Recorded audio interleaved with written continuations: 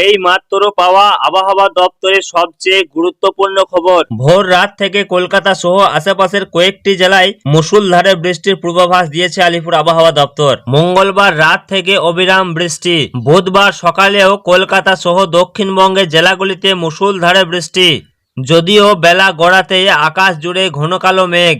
হাওয়া অফিস সূত্রের খবর, আজ বুধবার দক্ষিণবঙ্গের প্রায় সব জেলাতেই বজ্র বিদ্যুৎ সহ হালকা থেকে মাঝারি বৃষ্টি হতে পারে। ভারী বৃষ্টি হতে পারে উপকূলবর্তী জেলাগুলিতে। দফায় দফায় কয়েক পশলা মাঝারি বৃষ্টির সম্ভাবনা কলকাতায়। বুধবার ভারী বৃষ্টির পূর্বাভাস রয়েছে পূর্ব মেদিনীপুর, বাঁকুড়া, পশ্চিম বর্ধমান, বীরভূম এবং দক্ষিণ 24 পরগনায়।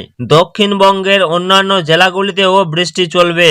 আলিপুর আবহাওয়া দপ্তর সূত্রের পাওয়া খবর অনুযায়ী বঙ্গোপসাগরের উপর সৃষ্টি নিম্নচাপ ছত্তিশগড়ের কাছে অবস্থান করছে এই মুহূর্তে।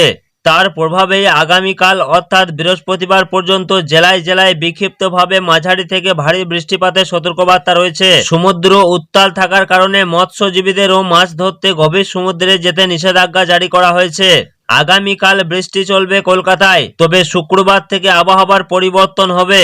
টানা বৃষ্টির জেরে গত কয়েকদিন তাপমাত্রা বেশ খানিকটা কম থাকলেও বৃষ্টি কমলেই ফের এক ধাক্কায় তাপমাত্রা অনেকটাই বাড়বে। আলিপুর আবহাওয়া দপ্তর সূত্রের খবর, উত্তরবঙ্গের বৃষ্টি বাড়বে এবং দক্ষিণবঙ্গের জেলাগুলিতে বৃষ্টির প্রভাব কম হবে। ভারী বৃষ্টি চলবে দার্জিলিং, কালিম্পং, আলিপুরদুয়ার, কোচবিহার ও জলপাইগুড়িতে। সবচেয়ে বেশি বৃষ্টির পূর্বাভাস রয়েছে কোচবিহার ও আলিপুরদুয়ারে।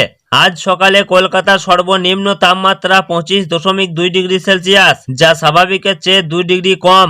আজকের খবর এই পর্যন্তই। তো প্রিয় দর্শক বন্ধুরা, কোন জেলা থেকে দেখছেন তা অবশ্যই আমাদের কমেন্ট বক্সে লিখে জানাবেন। ধন্যবাদ।